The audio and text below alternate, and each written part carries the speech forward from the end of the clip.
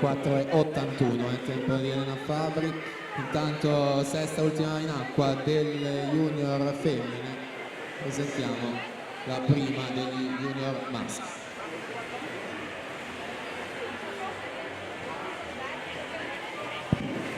In corsia 1 Marco Sponga, alla 2 Giacomo Venapaci, alla 3 Marco Pizzol, alla 4 Filippo Biasì, alla 5 Lorenzo Giuseppe Ciancia, alla 6 Lorenzo Pilia, alla 7 Giacomo di Napoli. Giada Gorlier 31.12, Bernardi Deborah 31.43, Vanessa Rigoni 31.66.